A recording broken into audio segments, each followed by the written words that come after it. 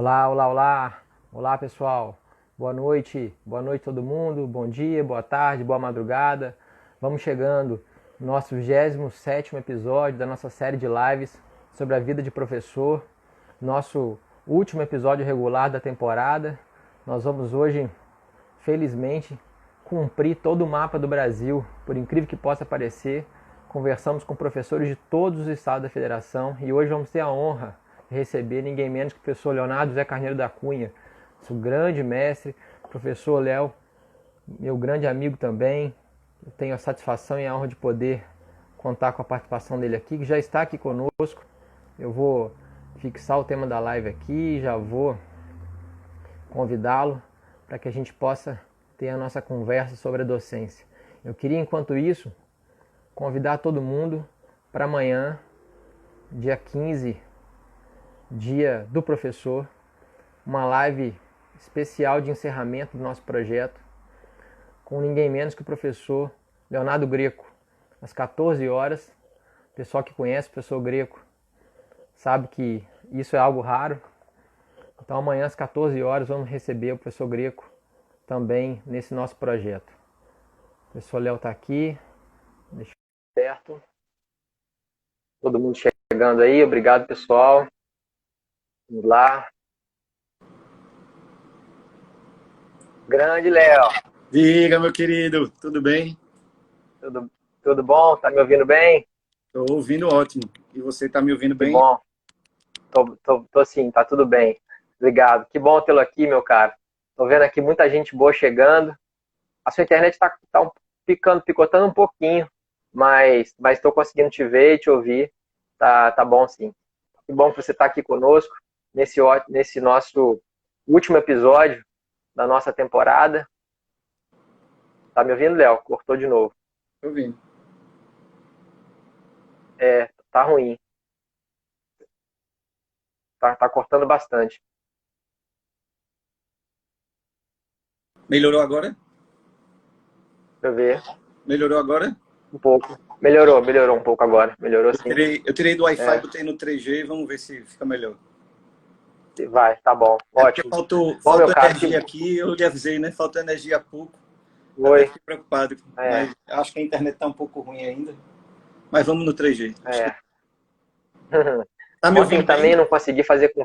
Melhorou agora? Tô te ouvindo. Melhorou agora. Melhorou. Que bom. Ontem também de tarde aconteceu aqui comigo, também na live com o Fred, a minha internet caiu, tive que fazer no 3G também. E, enfim, coisas que acontecem, né? Bom, e agora parou de vez. Para vocês aí tá parado também, o pessoal que está nos assistindo. Estou vendo Tô tudo. vendo aí, Robson. Tá vendo? Bom, então vou continuando. Se cortar, você me avisa, tudo bem? Vamos lá. Bom, Léo, como eu estava dizendo aqui antes de você entrar, né, para mim hoje é um dia mais que especial, uma semana especial, uma semana do professor, uma semana em que a gente comemora a nossa profissão. E por coincidência, confesso a você no início que não era a minha ideia, mas por coincidência nós vamos terminar exatamente na semana do professor. Então, quando você aceitou participar desse projeto, eu fiquei muito feliz, te falei isso, né, reservadamente, falo aqui mais uma vez de público. Você, para mim, é uma das grandes referências que eu tenho como professor, como docente, e que eu tive a honra e a satisfação de poder ter também a amizade. Então, para mim, é uma imensa satisfação tê-lo aqui no projeto. Nesse 27º episódio, né, a gente está cumprindo agora todos os estados da federação, todos os estados passaram aqui pelo projeto, e para mim, portanto, isso é também um motivo de muita alegria. Eu vou aqui fazer uma breve apresentação do seu currículo, uma coisa bem realmente informal, para a gente começar a te ouvir, que é realmente o que a gente quer. Bom, o pessoal está chegando aqui e vamos lá. Bom, o professor Leonardo Carneiro da Cunha é o nosso representante do estado de Pernambuco, é mestre em Direito pela Universidade Federal de Pernambuco, doutor em Direito pela PUC de São Paulo, com pós-doutorado pela Universidade de Lisboa, é professor associado da Faculdade de Direito do Recife, da Universidade Federal de Pernambuco, nos cursos de graduação, mestrado e doutorado. É procurador licenciado do Estado de Pernambuco, é advogado, consultor jurídico, torcedor de Santa Cruz, importante a gente falar isso, né? E grande amigo. Bom, meu caro, mais uma vez, muito obrigado. E queria que você pudesse contar para nós um pouco da sua história como professor, da sua história na docência, como é que ela surgiu na sua vida, como é que surgiu essa ideia de ser professor, se era algo que vinha de infância ou foi depois, enfim. Conte um pouco para nós a sua trajetória. Mais uma vez, muito obrigado. Meu querido Márcio, eu não posso começar sem antes de agradecer o convite para estar aqui. Eu me sinto honrado de ser o representante de Pernambuco, né, o representante do meu estado, nessa sua iniciativa muito bacana, né, muito importante de valorização do magistério, né, da docência. É uma profissão que deveria ser mais valorizada no Brasil, né? Em alguns países é a profissão mais importante, né? Você vê que até meados da década de 90, a Coreia do Sul tinha um índice altíssimo de analfabetismo, né? E uma das iniciativas simples, né, do governo sul-coreano foi colocar o salário do professor como o maior salário do país. Então todo mundo passou a querer ser professor. Fora isso, a honra, a importância, né, da função do magistério, né? Eu, na verdade, decidi fazer direito já no terceiro ano, né, de última hora. Eu queria fazer agronomia. Nada a ver, né? E aí terminei, a partir de algumas conversas, e resolvi escolher uma profissão em que eu pudesse me desenvolver e crescer profissionalmente sem depender de ninguém, né, apenas com o meu esforço intelectual. E logo que eu entrei na faculdade, eu passei a gostar muito, né? Uma das minhas preocupações era escolher uma profissão que eu gostasse, né? Trabalhar com o que eu gostasse, porque grande parte da nossa vida é trabalhando, né? Grande parte da vida adulta, de 7 dias na semana, 5 trabalhando, quando não trabalha no fim de semana. Então eu pensava muito, eu não quero que meu pior dia seja a segunda e meu melhor dia seja a sexta, né? Eu quero que todos sejam bons. Eu quero acordar animado, querendo trabalhar, e o direito me empolgou desde o início. E eu sempre quis ser professor, mas eu tinha uma visão, sempre que quis, eu digo, pensando profissionalmente, né? Eu não pensava nisso quando eu era criança ou adolescente. Comecei a pensar quando me preparei para entrar na faculdade. E eu confesso que olhando para trás, eu vejo que eu tinha uma visão restrita ou pequena da docência, né? E aí confesso aqui talvez um pensamento meio egoísta. Eu pensava em ser professor para viabilizar minha advocacia, porque eu sempre quis ser advogado.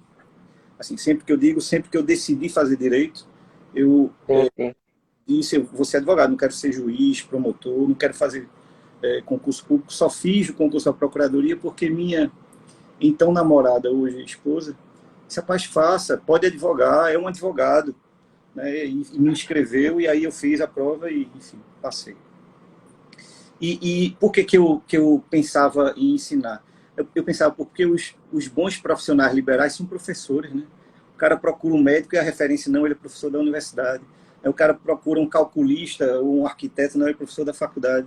É aquele advogado, é professor. E aí eu achava que isso era, como não tinha ninguém na minha família da área jurídica, eu achava que isso era uma propaganda importante para mim, né, ser professor. E eu tinha uma visão, como eu disse, restrita, porque eu achava que ensinar, né, era só dar aula. E ensinar não é só dar aula. Dar aula é uma das formas pelas quais você ensina, né? Ensinar é algo muito abrangente. Você ensina até no exemplo, até na forma de se portar. Você ensina escrevendo. Eu comecei a perceber que quando eu escrevia e as pessoas liam e passavam a adotar aquele entendimento, com ele concordar ou até discordar, eles, também isso faz parte do ensino, a pesquisa, né, a extensão. E eu fui entendendo melhor o que é ensinar e fui me envolvendo mais com a docência. Assim que eu terminei a faculdade, eu já emendei no mestrado. Se você for fazer uma pesquisa sobre minha biografia, você vai no início estranhar, porque eu colei grau em 96.2, né, em dezembro de 96. mas meu nome está na placa de 97.1. Né? E meu nome está na placa de 97.1 e eu já tinha 6 meses de mestrado.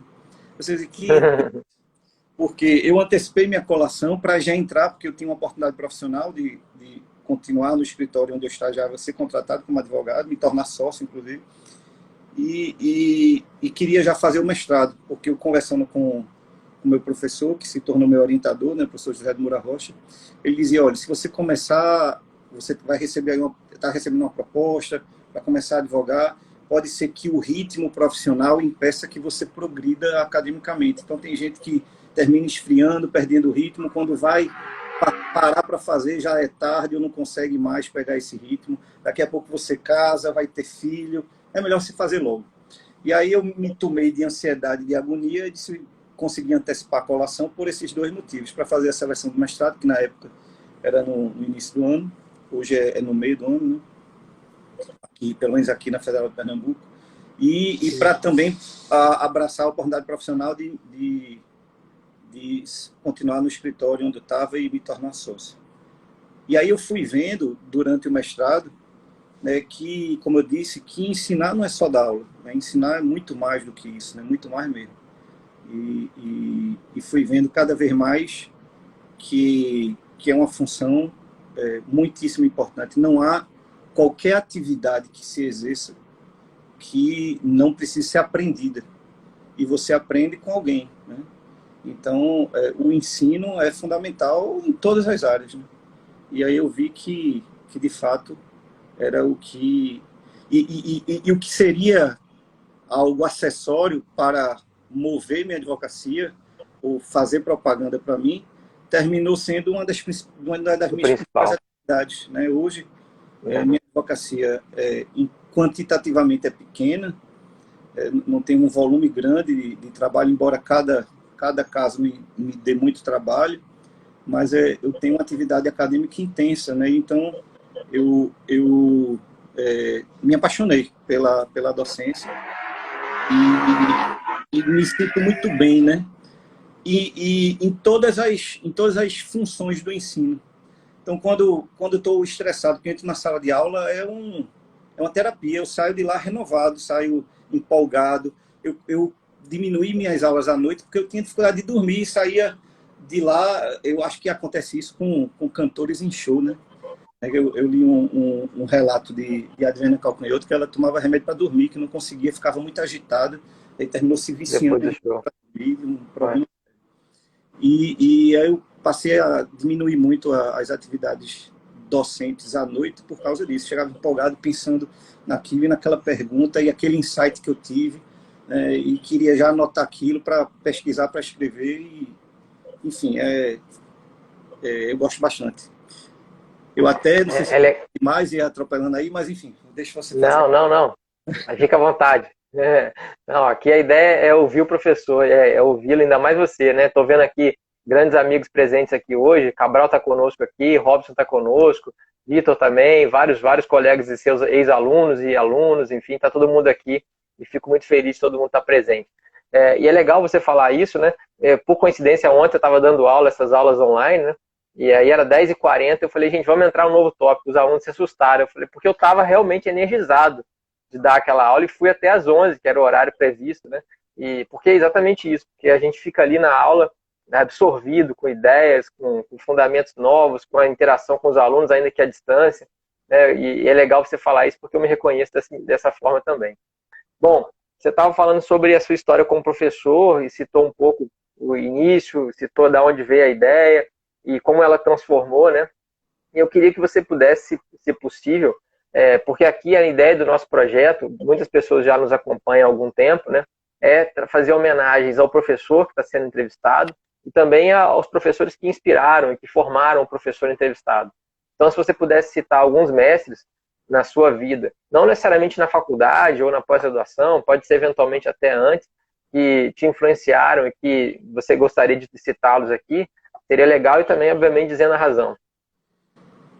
Márcio, essa pergunta ela é muito difícil para mim. E eu vou lhe dizer por quê. Eu acho que eu tenho um problema aí, não só com tudo. Eu tenho dificuldade de fazer comparações. Se você me perguntar qual o melhor filme que você já viu, eu tenho uma dificuldade. Até porque é difícil comparar uma comédia com um suspense, com um drama Sim. policial. Qual é a melhor cidade que você conheceu? Eu tenho dificuldade de dizer, porque cada um tem um charme, tem uma peculiaridade. Qual o melhor professor, melhores professores que você teve? Eu tenho dificuldade, porque eu acho que eu aprendi com todos. Eu não estou me negando de mencionar, não vou mencionar alguns. Mas eu acho Claro, que claro, mas a gente tenta. eu aprendi com todos, inclusive com os professores ruins.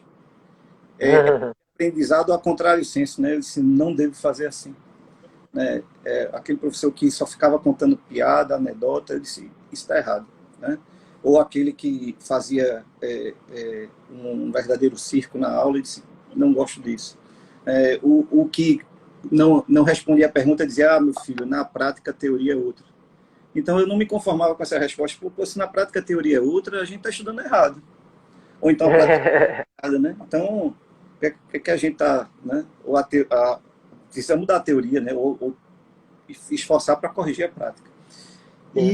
Mas eu tive grandes professores na faculdade, como toda faculdade, tive professores bons, professores medianos, professores ruins, e eu tive professores muito bons. Eu tive um professor que ele era homenageado em todas as turmas, várias turmas com o nome dele, foi paraninfo, faleceu até agora, contraiu Covid, ele já estava bem velhinho.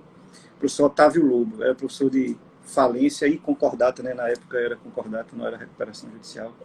E era um professor sensacional. Ele dava aula sentado, ele tinha umas anotações, e ele falava com tanta serenidade, com tanta tranquilidade, que era uma conversa, e você via o tempo passar e não sentia. E acabava a aula e você queria que ele continuasse. Acabou. Me explicou muito. Que facilidade de falar, de expor, de ligar a explicação com casos que ele tinha como advogado, né, de dizer, assim que eu fiz, assim que deve ser. Isso me marcou bastante. Eu tive também outro professor muito bom, que é desembargador federal aqui, no TRF, na época era juiz ainda, na primeira instância, que é o professor Manuel Errar, que é um professor sensacional, de uma didática impressionante, de uma tranquilidade, de um vastíssimo conhecimento. Se você chegar para ele hoje e dizer, professor Manuel, eu preciso que o senhor dê uma aula de direito agrário, ele vai pedir meia hora para preparar a aula e vai dar uma aula. E aí isso foi uma lição grande para mim, porque o importante é você ter a base, né? A base filosófica, sociológica, dogmática, teoria geral, e você, com isso, você consegue entender com facilidade os institutos, os ramos do direito. Eu tive, na verdade, quando eu entrei na faculdade, o meu interesse era por direito civil, né? Eu queria ser professor de direito civil. Eu tive um professor muito bom, chamado Geraldo Neves, que ele tinha um estilo que era o que eu, quando entrei na faculdade, imaginava, né? Ele era um advogado que dava aula. Eu disse, é isso que eu quero ser. Só que depois eu fui vendo que, como eu lhe disse, ensinar não é só dar aula. Mas aí eu pensava em me dedicar ao direito civil porque eu não conhecia o processo civil. E o processo civil, nós processualistas, somos pessoas estranhas, porque o processo civil não é coisa do dia a dia. Alguém pergunta a sua especialidade como advogado, você diz empresarial, civil, penal, você não diz processo civil. E se é um leigo, o que é processo civil? O que é processo civil? As pessoas não vivem um processo civil no dia a dia. As pessoas compram uma mercadoria, compram um caderno, um livro, é uma compra e venda. As pessoas vivem isso, mas nem todo mundo ingressa em juízo ou vive a rotina de um processo judicial. Mas aí, talvez por isso que eu não pensasse em processo civil, porque quando entrei na faculdade não tinha essa noção, né? Mas aí eu tive uma professora que hoje é juíza federal, na época ela era procuradora de justiça aposentada, veja que coisa interessante, se aposentou cedo, né? Começou a trabalhar muito cedo. E durante a faculdade ela submeteu o concurso para juiz federal, né? Já com alguma idade, era o sonho dela e se tornou juíza federal. Mas ela era minha professora e foi quem despertou o interesse por processo civil, chama-se Nilceia Barbosa Maggi. É juíza até hoje, né? E ela tinha um estilo muito exigente, né? Fazia a gente ler os clássicos, tinha que ler Calmon de Passos, tinha que ler Barbosa Moreira, os comentários, não se resumia aos livros. Na época, a referência de graduação era Moacir Amaral Santos, era Humberto Teodoro Júnior. A gente não tinha, logo depois que eu me formei, veio o Alexandre Freitas Câmara, vieram outros manuais, outros cursos, mas essas eram as referências, e ela não se conformava só com isso, ela exigia que a gente lesse os comentários, discutia em aula, exigia, e aí, qual é o artigo tal? É uma vergonha você chegar na audiência, abrir o código e ficar com o artigo, você tem que saber pelo menos onde ele está, ali qual é o capítulo, e aí exigia a gente saber os artigos, tudo, e isso foi, e apresentava problemas para a gente resolver, isso foi me empolgando, isso foi esse negócio interessante, eu comecei a me interessar pelo processo civil. Enfim, eu tive muitos professores bons, né? Eu tinha uma professora de Direito Internacional chamada Regina Rosa Silva, que era muito elegante, pontual, chegava na sala 10 minutos antes, sentava, dava uma aula magistral, né? Foi a nossa professora da aula da saudade, né? Todos gostavam muito dela. Eu tive um professor de Direito do Trabalho chamado Solano Godoy, que era juiz do TRT, e ele fazia processos simulados, né? Ele trazia a turma do tribunal, né? A gente fazia sustentação oral e os desembargadores julgavam, né, ali e tal. Olha. Copiei isso há uns 2 anos, igualzinho, né? Imitei aí, em homenagem a ele, né? Ele faleceu já há alguns anos. Tive, como todo mundo, como eu disse, alguns professores que não foram bons, mas eles também me ensinaram a como não fazer, né?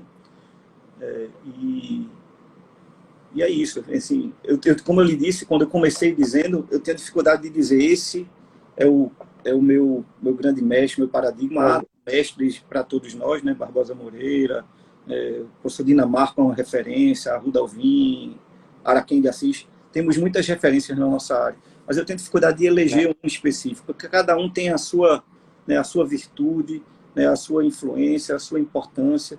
Eu acho que eu terminei virando, talvez, um enciclopedista, né? Eu termino consultando todos e querendo aproveitar o que é de bom de todos.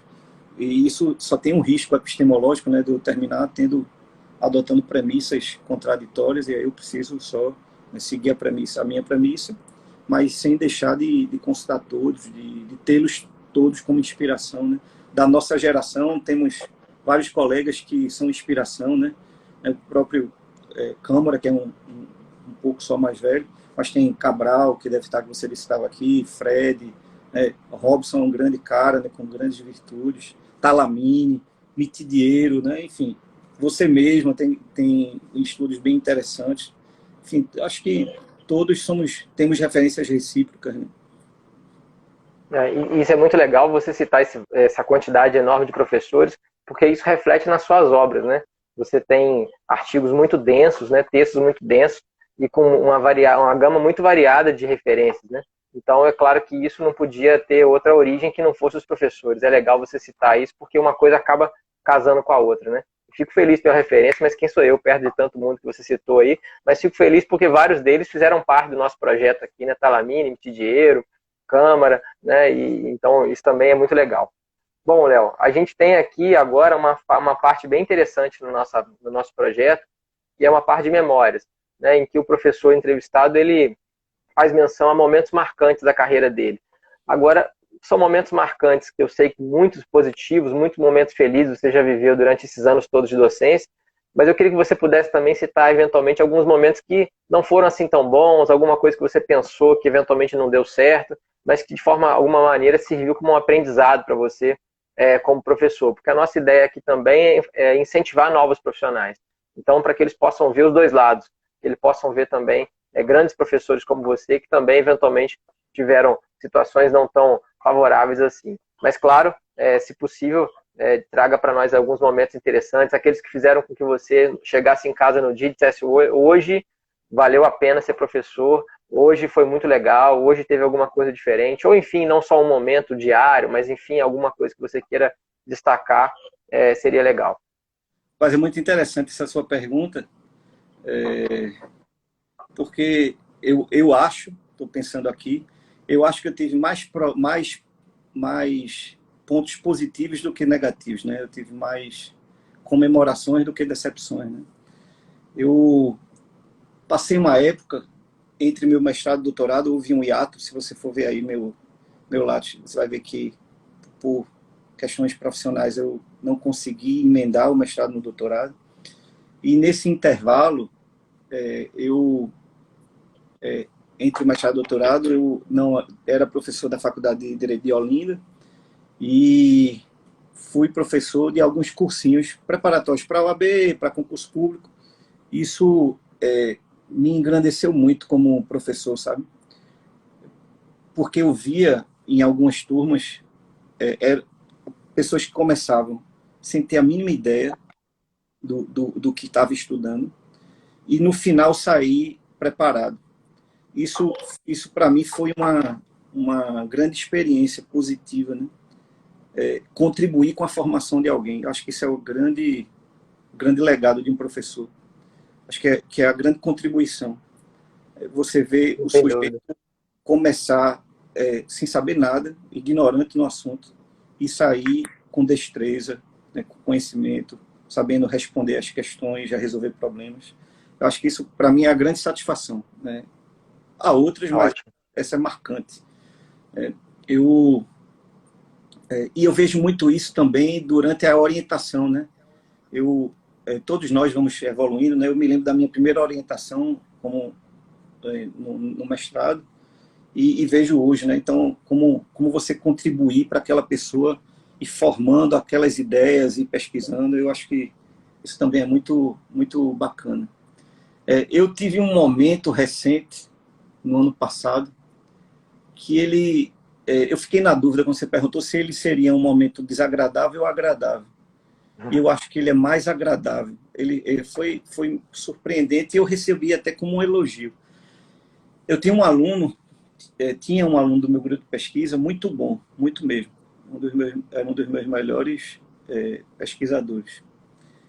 E de um volume de leitura impressionante, né? Eu já tinha lido Odisseia, né? Ulisses, vários, não só de direito, mas de outras áreas, né? Era impressionante a quantidade de leitura que ele já tinha tão jovem ainda. E a dedicação, tudo. Quando, no final do ano passado, ele já estava concluindo o 8º período, ele veio me procurar para dizer, professor, eu vou abandonar o direito e vou fazer medicina. Aí eu disse, mas por quê? Aí ele disse, não, eu sempre quis medicina, na época eu não conseguia, aí minha nota dava para direito, eu fiz, fui gostando, me dedicando, mas o senhor me fez desistir. Aí eu me senti na hora mal, assim, mas depois você vai entender por que eu recebi isso como elogio, porque ele disse, eu sempre fiquei com aquilo, né? Eu queria medicina, e quando eu vi sua empolgação, eu vi que direito não é para mim, porque eu não consigo ter essa sua empolgação. Olha. Aí foi um misto de sentimento ruim e bom, né? Mas depois eu vi que foi bom. Eu terminei ajudando ele a seguir um caminho que ele sempre quis e evitou ser alguém frustrado, né?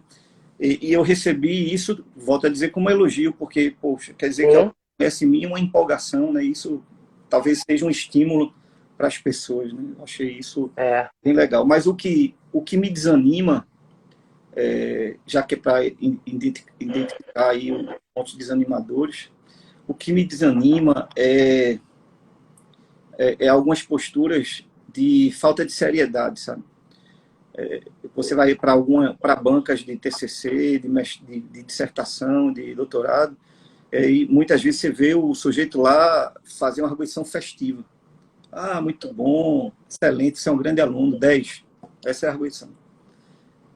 E aí eu fico me sentindo, perdi meu tempo, né? Porque eu li o trabalho tudo, estou cheio de questões aqui para apresentar, eu vou ficar ali, esse aí é o chato, que quer mostrar, que quer empulhar e tal. E isso vai me... É um desestímulo, porque, estou fazendo com seriedade e queria que todo mundo fizesse, né?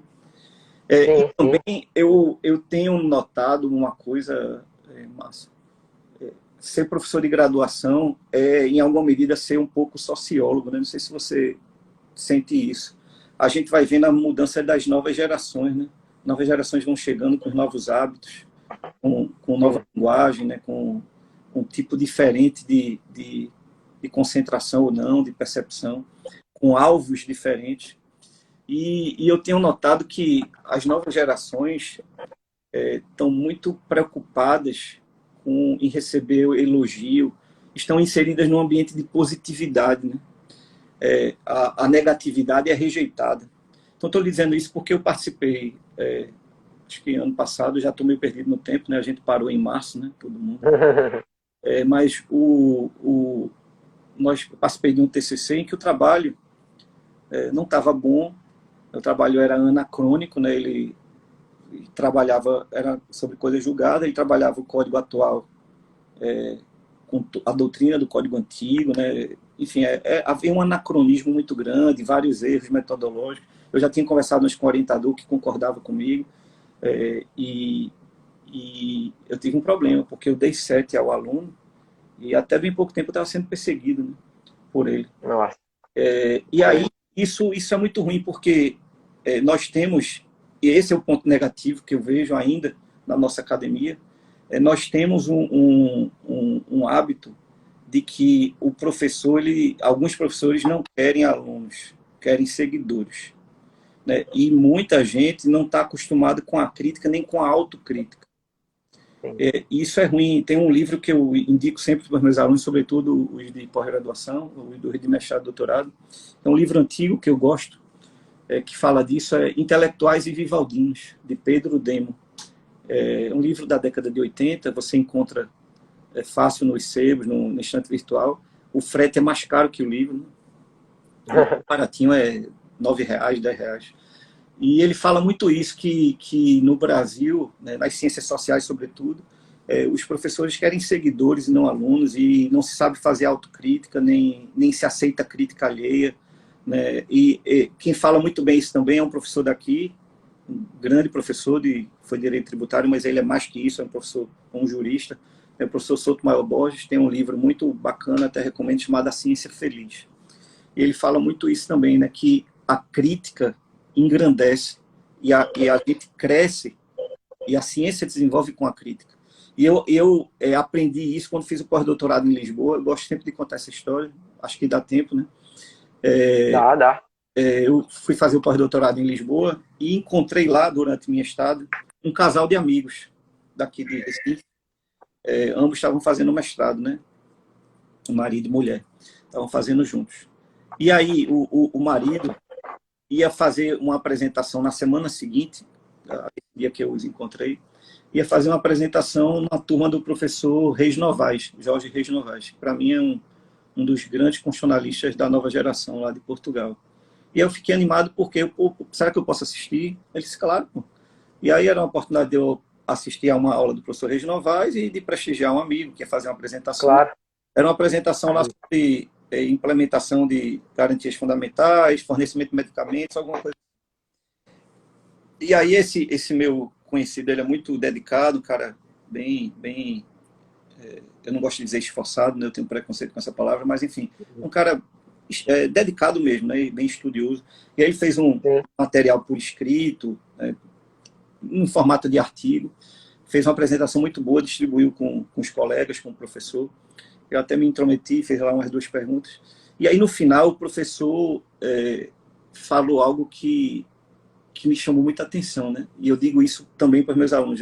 Quando eu indico Pedro Demo, aproveito e conto essa história que eu estou contando. O material, no material e na exposição, né, o aluno, esse meu conhecido, ele, ao tempo todo, citava e seguia as opiniões do professor Reis Novaes. O tempo todo.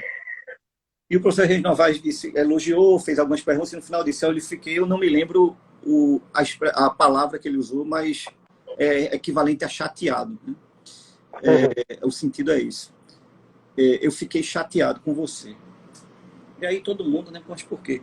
Porque meu trabalho não foi digno da sua crítica.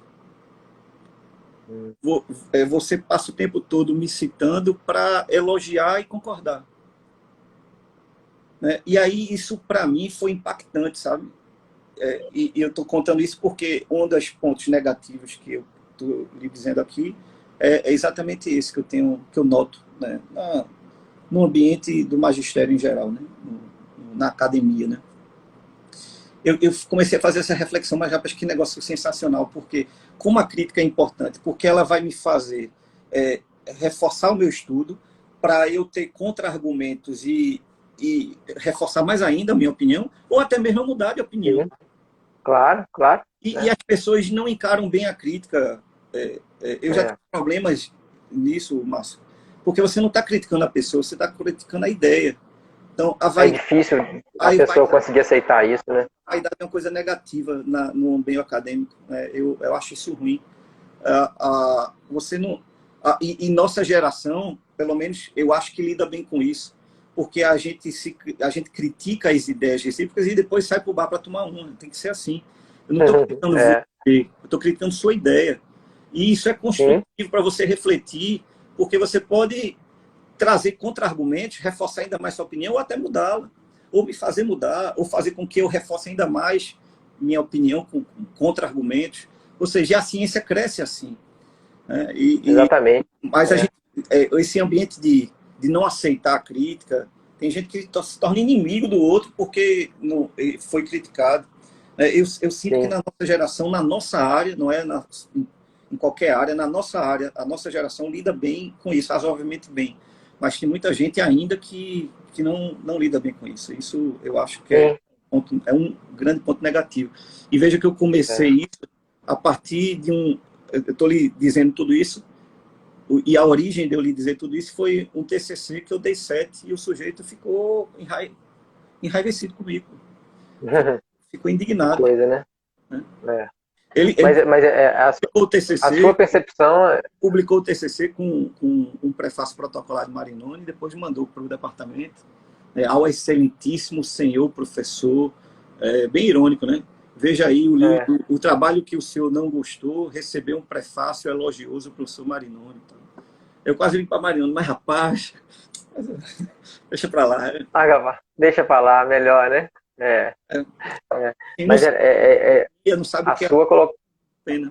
Sim, e eu fico vendo isso assim, nitidamente, e você falou sobre gerações, essa geração que tem chegado agora, eu tenho percebido muito isso, assim, eu tenho tentado entender o porquê, e quando alguma coisa dá errado, o problema, como um problema pequeno, vira para eles um problema muito grande, né? Eles não sabem lidar com dificuldades, a gente também, talvez, eventualmente, não seja preparado para isso, mas é legal você ter colocado, porque é uma percepção que eu também tenho, em alguma medida. Bom, meu caro, a gente está encaminhando aqui para uma outra parte da nossa live, e eu queria que você falasse um pouco, e eu já sei, já vou até dar um spoiler a respeito da resposta, porque eu queria que você falasse um pouco sobre isso, sobre avaliações. E você, há tempos atrás, eu me lembro de publicar nas redes sociais, você dava um caso, né, um caso bastante interessante, e publicava esse caso e pedia que os alunos se manifestassem a respeito, desenvolvessem ali argumentações sobre o caso. E eu achei na época muito interessante isso, você dar um tempo para eles pensarem. E eu queria que você pudesse falar um pouco mais sobre esse seu método de avaliação, que me pareceu bem legal, assim, e um pouco diferente do que a gente está acostumado no meio acadêmico. Então, Márcio, eu me preocupo, desde que eu comecei a ensinar, é uma preocupação constante minha. Método de aula e de avaliação. Acho que eu vou ser um pouco mais abrangente. É método de ensino. Claro. Porque ensino não é só aula, né? Como a gente sabe. Sim. E eu me preocupo isso constantemente, eu fico revisitando isso constantemente, né? Eu comecei agora, inclusive, nas aulas, eu comecei a notar que as novas gerações que estão chegando na graduação, elas se desconcentram com facilidade, né? E eu não me sinto à vontade, são todos adultos, de recolher os celulares, né? O aluno está ali assistindo e perde a atenção postando algo no Instagram, mandando mensagem no WhatsApp, e agora tem o TikTok, né? Não sei como é que vai ser as aulas com o TikTok. Mas isso tudo me faz pensar, eu preciso ter a atenção do aluno, né? Eu tenho notado isso, eu acabo de explicar, 2 minutos depois o aluno pergunta o que eu acabei de explicar. Aí eu respondo a pergunta, eu tenho muita paciência, né? Respondo a pergunta, 3 minutos depois o outro aluno faz a mesma pergunta que o anterior fez e eu já... O anterior fez. Ou seja, não estava prestando atenção, né? Então, claro. eu tenho desenvolvido atividades paralelas, né? E eu conto com o apoio dos meus estagiários docentes, né? Lá, quando eu recebo um orientando no mestrado e doutorado, uma das regras, eu tenho um kit de regras, né, que eu estabeleço, requisitos a serem observados, e uma das regras, ele tem que ser meu estagiário docente pelo menos durante um semestre. E aí eu tenho aproveitado isso, né? Eu não queria que o estagiário docente fosse um monitor qualificado ou um monitor sênior, acho que ele é mais que isso. Então, ele me ajuda nessas atividades paralelas. Então, por exemplo, na última turma que eu dei aula, foi a turma de execução. Quando eu estava dando títulos executivos, aí eu disse, olha, vocês precisam ler um texto do professor Antônio Passo Cabral sobre, né, a liquidação da sentença penal condenatória transitada em julgado. Porque teve uma alteração na legislação que já deve sair líquida, como é isso, faz coisa de julgado, não faz. Então, ele tem essa leitura paralela que eu cobro a cada 15 dias. Né? Então, estou dando um exemplo desse texto de Cabral, mas houve outros que foram sendo passados. E aí, o que é que eu fiz para estimular? Né? Eu comecei a notar, eles precisam de um prêmio. Né? Então, eu fiz assim, a nota da primeira prova vale 5. Os outros 5 vocês precisam conquistar com essas atividades. Aí eu faço também um processo simulado, né? Dividi a turma em 3 grupos. Um é o exequente, o advogado do exequente, e a outra é o do executado e outra do fiador, né? É um litisconsórcio passivo, por exemplo. E aí eles precisam me mostrar todo o plano de atividade. Como eles fizeram a divisão, quem vai redigir, quem vai pesquisar a jurisprudência, quem vai lançar no sistema, que a gente cria tipo um processo eletrônico, né? Cria uma página restrita no Facebook e fica postando lá. E porque eu avalio também se eles sabem trabalhar em grupo, como eles se dividem, né? Isso tudo é avaliado. E aí, vou criando essas atividades paralelas e eles vão se estimulando, né? Vão se empolgando. E aí aí eu vou criando uma pontuação e vocês precisam conquistar os 5 pontos. Eu estou pensando agora em mudar, dizer o seguinte: vocês têm 2 notas que vão ser somadas e divididas por 2. A primeira vocês já têm 10. E aí vocês precisam manter o 10. E aí quem não for fazendo, eu vou tirando ponto. E somar. Vai perdendo. Estou pensando se vale a pena passar, em vez de ser 5 mais 5, 10 mais alguma coisa dividido por 2, e os 10 eu preciso manter. E aí, o que eu estou lhe dizendo aqui, a avaliação ela é combinada com o método de ensino. Acho que as 2 coisas precisam ser combinadas, né? Andam juntas, né? E o método de ensino e avaliação da graduação é diferente da pós-graduação. Porque, por mais que eu ache que as novas gerações precisam de um ensino diferente, eu não consigo, na graduação, eliminar a aula expositiva. Consigo fazer uma graduação com seminário.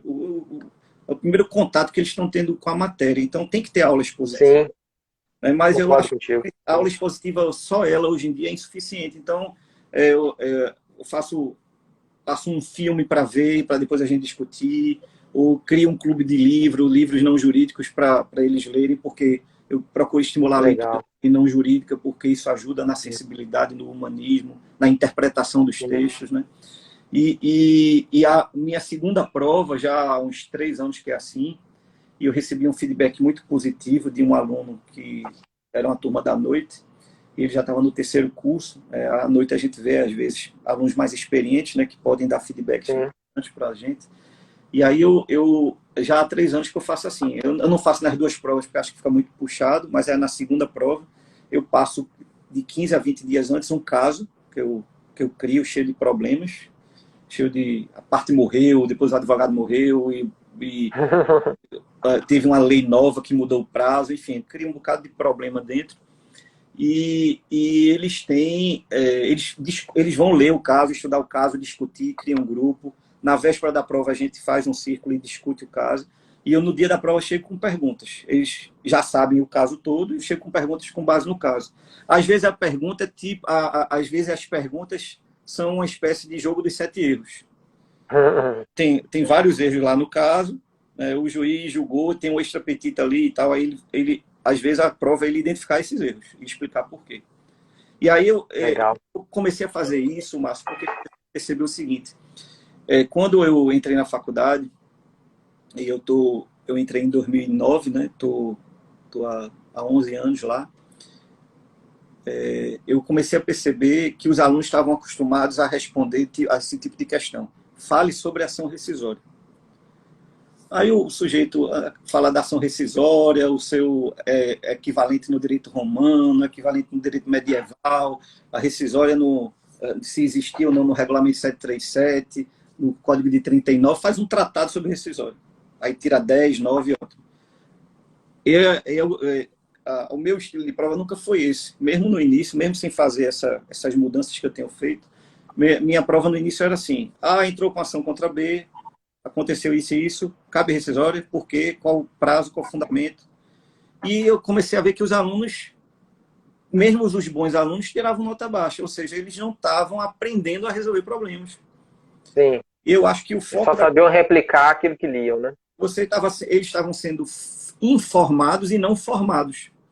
Então, eles sabiam o que é uma ação rescisória, a história dela, que é uma ação nos tribunais, mas aqui, cabe, não cabe, porque não sabia responder. Não conseguiam ver. E aí eu comecei, e isso é curioso, porque quando eu pego uma turma de processo civil 3, processo civil 4, eu sinto que na primeira prova as notas são ruins, porque eles não estão condicionados a responder assim. Mas na segunda prova eles já estão melhores. Quando eu acompanho a turma, eu chego aquilo que eu lhe disse, né? Dá gosto de ver como eles vão, né, sabendo raciocinar, né, com as questões, identificando os problemas, dando soluções. Né? Então, eu acho, como eu lhe disse, eu tenho pensado muito nisso, constantemente, métodos de ensino, métodos de avaliação. Já na pós-graduação, no mestrado e doutorado, é diferente.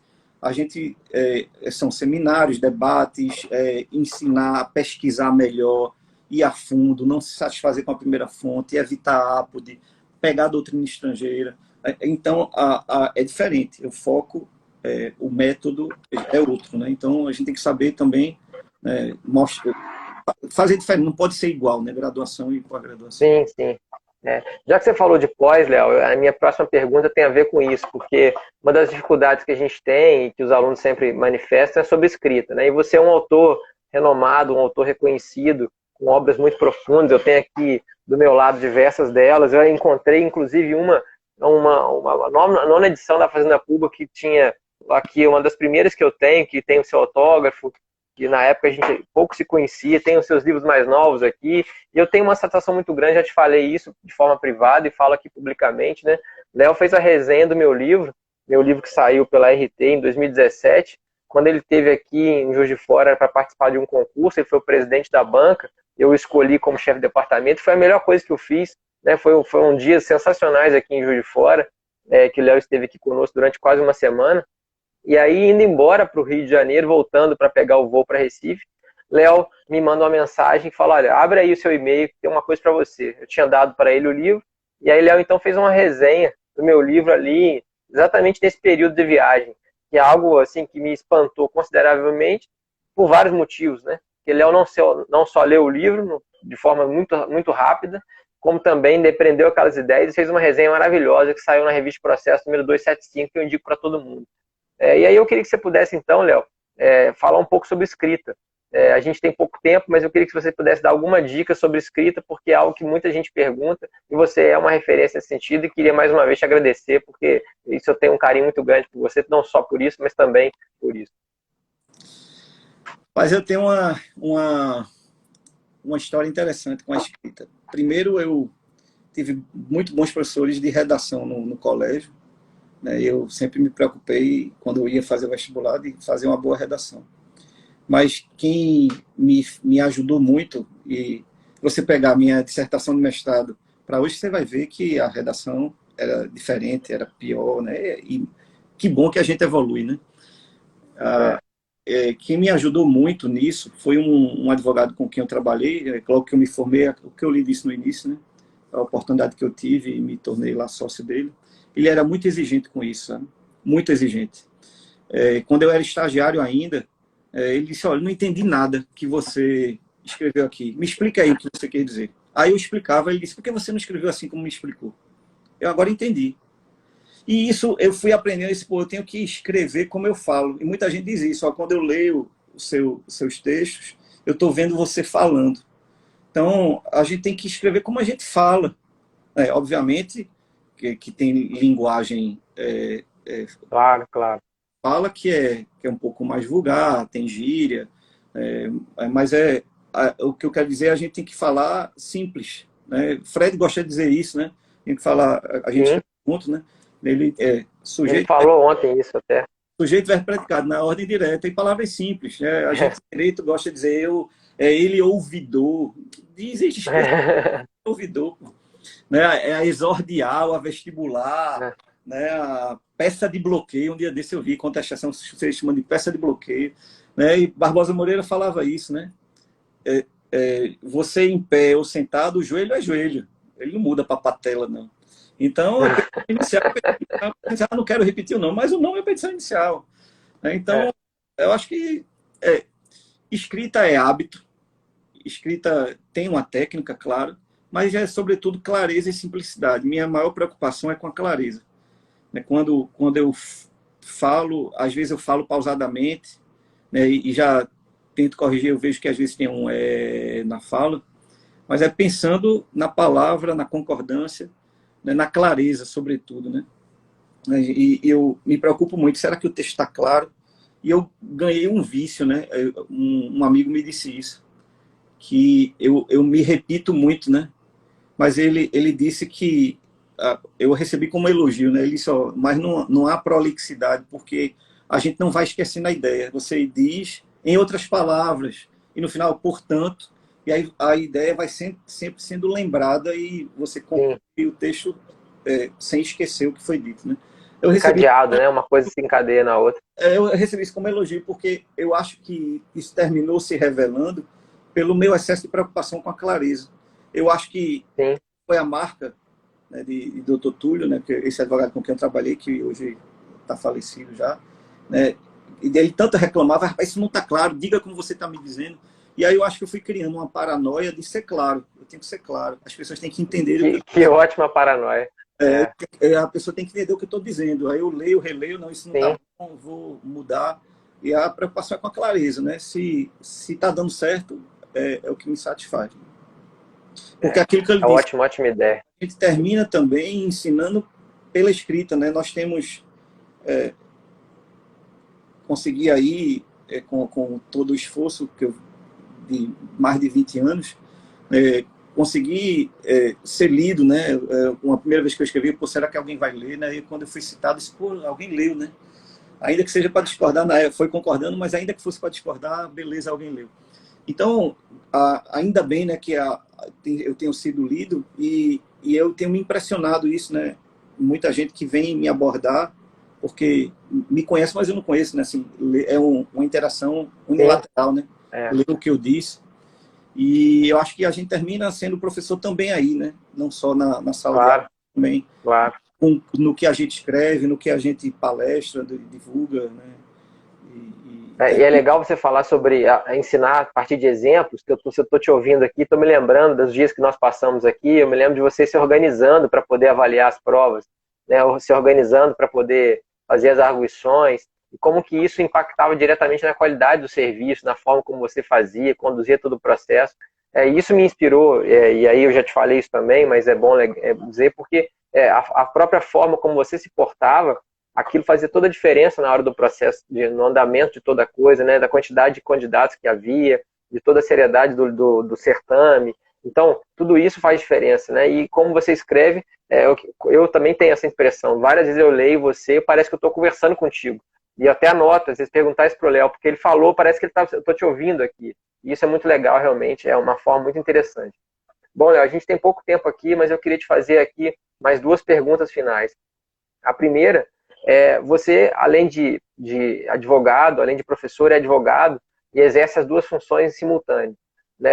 Como você consegue, porque além de tudo isso, você se dedica à família, você também é um leitor voraz, eu acompanho as suas indicações de leitura, várias delas estão na minha fila aqui, que nunca anda, mas enfim, estão na minha fila. Como é que você consegue dividir seu tempo em tantas coisas? Você pode dar alguma dica nesse sentido para a gente, nesse tempinho que nos resta aqui? Já me fizeram essa pergunta e eu disse, olha, eu tomo banho nu, né? Eu consigo tirar de fazer tudo. Mas eu fui me acostumando desde cedo porque eu sempre fiz muita coisa ao mesmo tempo, né? Eu sou advogado público, advogado privado, professor, né? Mas eu nunca consegui fazer tudo ao mesmo tempo. Você me apresentou aí dizendo que eu sou procurador licenciado da Procuradoria. Eu estou há 5 anos de licença sem vencimentos. Cada momento da minha vida eu abro mão de alguma coisa, né? Eu passei uma época só com a Procuradoria e com a docência. Passei uma época sem ensinar. Passei uma época sem advogar. E agora é a vez da Procuradoria ficar um pouco de lado, né? Mas uma das coisas mais difíceis que eu acho é administrar tempo, né? Às vezes eu me enrolo um pouco, mas você vai ter... eu não tenho rotina, né? Cada dia é um dia diferente, né? Tem dia que eu trabalho em casa porque eu evito o trânsito, ganho mais tempo. E eu vou criando aí hábitos de administração de tempo, né? E tem que aproveitar aquele tempo ao máximo. Você está fazendo aquilo, fazer logo. Eu comecei a ver que tinha muita coisa que eu ia deixando para depois e me perdia, me esquecia, terminava sendo deselegante com o sujeito que mandou a mensagem, o e-mail. E agora eu estou adotando uma técnica que chega um assunto para mim, ou eu respondo na hora, ou eu arquivo, ou eu delego. Não tem 3 opções. Não tem uma quarta opção. Às vezes tem uma quarta opção, não dá para fazer na hora, nem delegar, nem arquivar. Aí eu boto já na agenda para me lembrar para ver amanhã ou depois da manhã e deixo ali guardado. Mas eu tento não esperar muito para fazer. E eu comecei a ver, acho que todos nós estamos muito envolvidos com redes sociais, né? Por mais que não queiramos, grupos de WhatsApp, tudo, eu saí de um bocado, né? Pedi licença lá, disse que estava com alguns projetos, e criei agora, hoje não deu, porque a gente está aqui na live, mas eu criei agora uma regra para mim de dar boa noite ao celular. Então, eu chego em casa, vejo as últimas mensagens, tudo, às vezes algum e-mail precisa ser respondido, tomo banho e deixo o celular longe de mim. Eu comecei a perceber que eu estava perdendo muito tempo vendo mensagem, vídeo, vendo besteira, quando eu via 1h da manhã. Acabou o dia. Não, acabou a noite, não é nem o dia. Vai dormir de 1 a 2 horas da manhã e aí depois eu passei 3 horas, 3h30, fazendo o quê? Né? Vendo mensagem, vendo besteira, um meme, um vídeo, né? Uma piada. E aí eu passei a me afastar do celular à noite e estou preenchendo esse tempo com leitura não jurídica.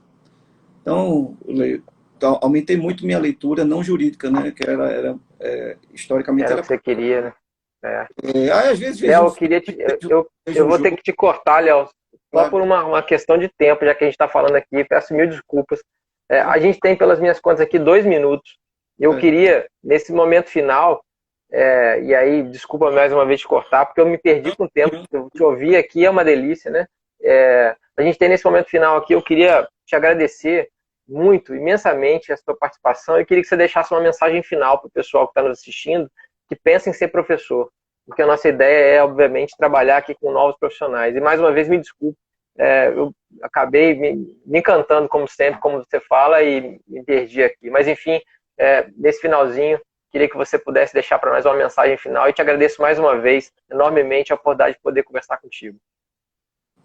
A mensagem para quem quer ser professor é isso? Exato. Veja, se você quer ser professor, você tem que pensar que você está contribuindo com a formação de pessoas. Né? Eu acho que é criminoso o cara que enrola, que não vai dar aula, bota um monitor para ir, passa um trabalho e vai-se embora. Se você quer ser professor, você tem que ser professor, né? E saber que você está ali contribuindo para a formação das pessoas.